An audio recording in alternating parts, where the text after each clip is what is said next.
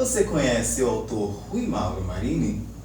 Pois bem, estamos aqui hoje com o professor Daniel Sena Dias, do Departamento de Economia da UFRJ, aqui de Nova Iguaçu, para nos responder a pergunta: quem foi Rui Mauro Marini e qual a sua importância na economia?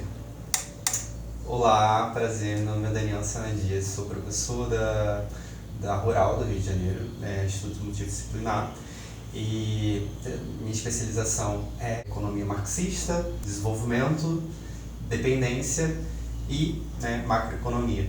Começaria dizendo que o Marini, ele é um autor brasileiro, mas apesar de ser brasileiro, ele acaba sendo um autor estrangeiro por conta de grande parte das suas obras estarem sendo publicadas recentemente, no começo desse século, mais especificamente, a partir de iniciativas autônomas por parte de professores e pesquisadores de universidades públicas brasileiras, se propuseram a fazer o debate da dependência, porque é esse o objeto de estudo do Rui Mauro Marini, a teoria da dependência, a partir de uma visão crítica, a partir de uma visão marxista, uma crítica da economia política.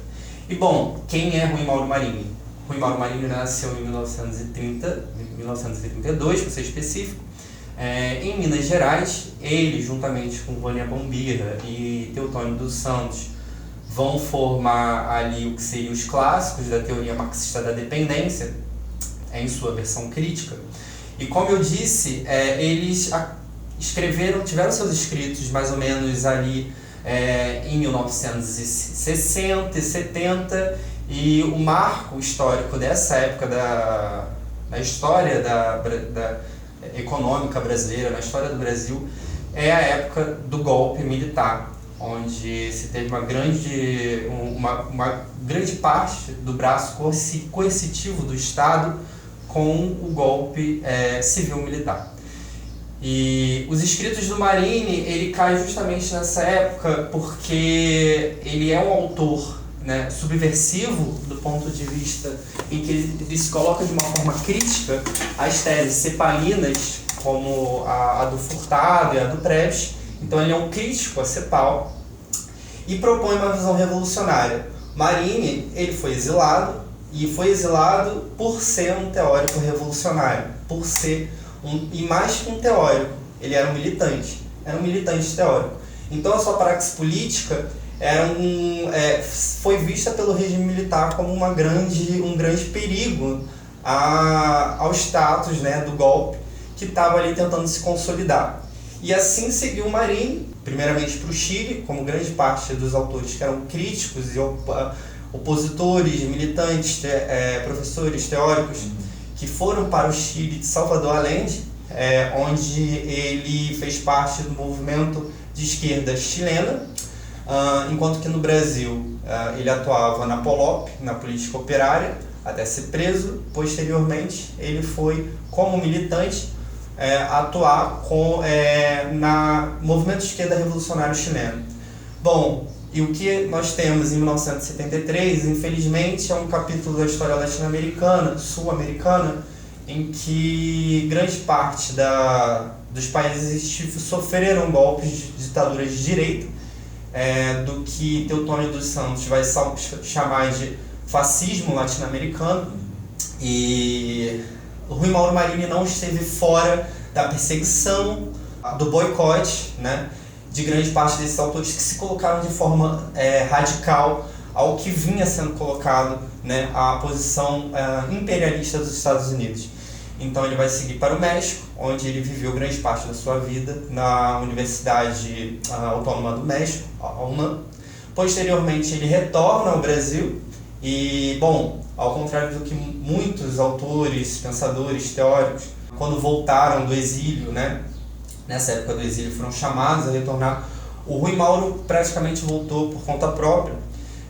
Atuou pouco, escreveu bastante nesse final de vida, porque ele morreu mais ou menos em 1998, mas ele volta como completamente desconhecido, muito contrário do que a gente vê como os autores, como por exemplo Fernando Henrique Cardoso, do qual ele vai ter uma grande polêmica em torno da narrativa da teoria da dependência. Teoria da dependência, hoje praticamente, nós temos, se for considerar o Celso Furtado como uma teoria da dependência, nós temos 3 grandes correntes da teoria da dependência, e a do Fernando Henrique Cardoso acaba se colocando como se fosse a teoria da dependência a mais usual, a convencional, né?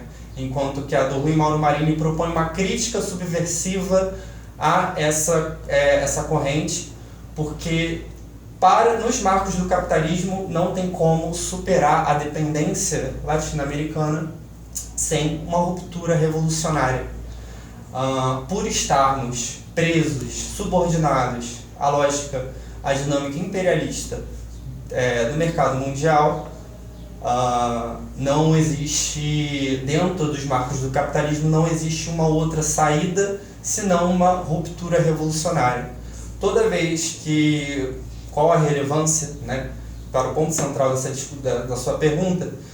Bom, qual é a relevância do Marini? A relevância que eu destacaria, né, é quando o autor ele defende que, ao contrário dos teóricos cepalinos, onde eles defendem o desenvolvimentismo, para o Marini, desenvolver o capitalismo significa desenvolver as contradições do capitalismo.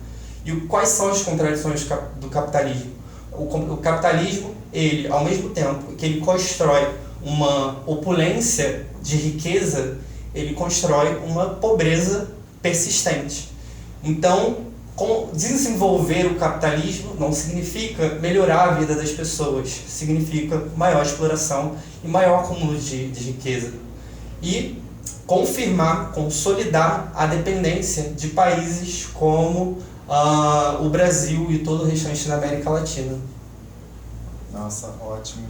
E você mencionou, né, que eles, por serem muito contra, né, a teoria dominante naquele momento, né, foram consideradas como ameaças ao Estado e foram exilados. E é muito por isso que grande parte das obras deles são escritas em espanhol, né, e levaram muito tempo até serem traduzidas, né, e chegar aqui no Brasil. Sim, sim. Então, você conseguiria dar uma luz pra gente mais sobre o que é a teoria da dependência em si? Sim, sim. Antes, eu acho que posso citar um dos livros que eu queria mostrar aqui, que é Subdesenvolvimento e Revolução.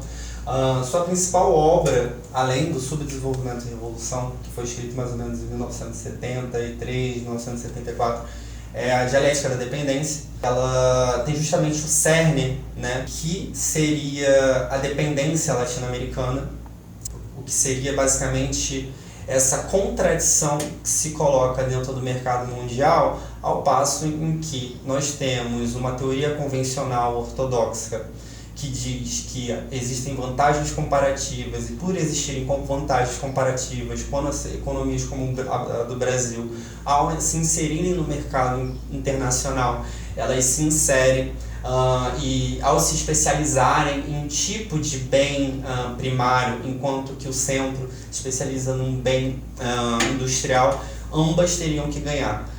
Não, a teoria da dependência ela nega esse tipo de teoria e afirma que as economias periféricas, né, sofreram pelo capitalismo tardio, por estarem atrasadas no desenvolvimento das suas forças produtivas, elas acabaram sendo exploradas, inseriram de forma subordinada ao mercado mundial, e ao se inserirem de forma subordinada ao mercado mundial, elas são vinculadas ao centro imperialista.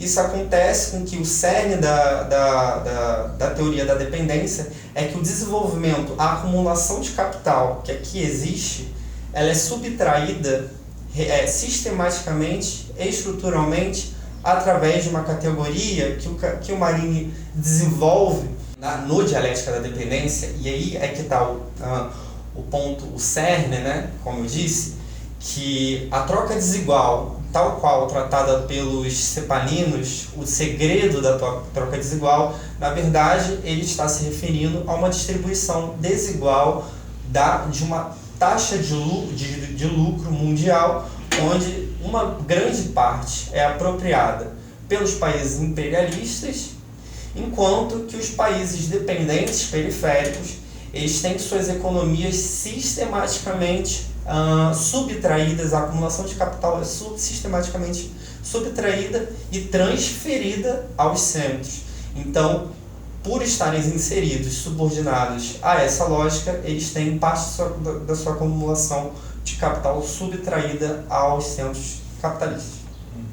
E dentro da obra do Rui Mauro Marini, tem um conceito que me chamou bastante atenção, que é a superexploração do trabalho. O que seria isso?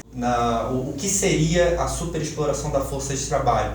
Acaba sendo um tema um tanto polêmico dentro e fora da teoria marxista da dependência, mas eu diria que hoje nós encontramos três formas de interpretar a superexploração da força de trabalho.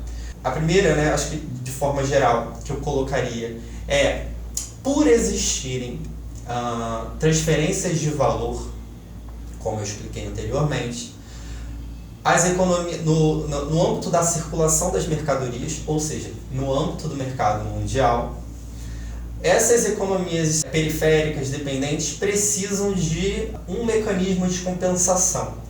E por precisar de um mecanismo de compensação, elas vão compensar essa perda sistemática e estrutural que se dá alheias à sua vontade através de uma exploração redobrada, por assim dizer, sobre a mercadoria força de trabalho. A superexploração, tal qual definida no Dialética da Dependência, ela se coloca como um ponto de exploração onde o trabalhador ele não consegue reproduzir a sua mercadoria força de trabalho como tal, porque ele é explorado além do seu nível de subsistência.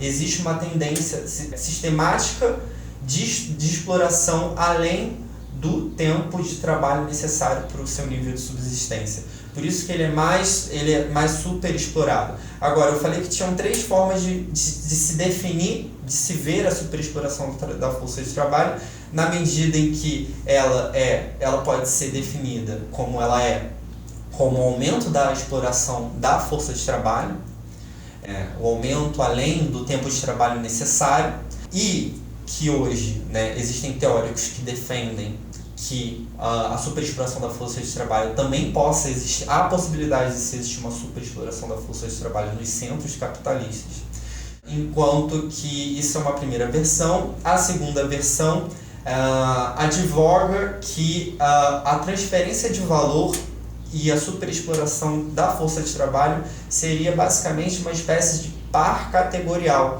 na medida em que a superexploração só pode existir no nível de abstração, no nível de análise, abstração que eu quero dizer, no nível de análise das economias latino-americanas, não podendo ser entendida nas economias, não podendo ser encaixadas de certa forma nas economias centrais. Então seria primeiro essa visão de que a superexploração hoje no capitalismo contemporâneo estaria indo para os centros.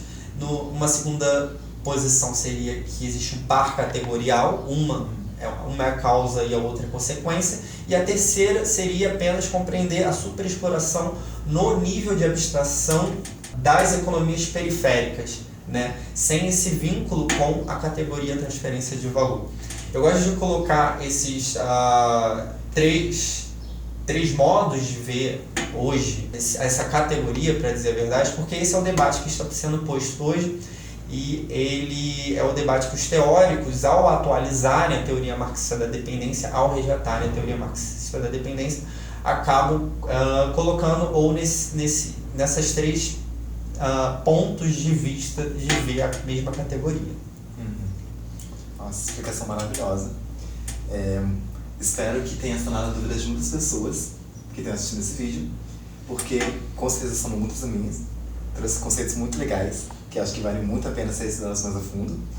E espero muito que esse vídeo desperte a curiosidade de vocês para verem mais sobre o tema. Muito obrigado por aceitar o convite. Obrigado. Foi ótimo, essa explicação foi incrível. E se vocês gostaram, não deixe de comentar, de compartilhar com os seus amigos que você acha que vai ter interesse nesse assunto e de dar um like para apoiar o projeto. Muito obrigado por assistir até aqui e até a próxima!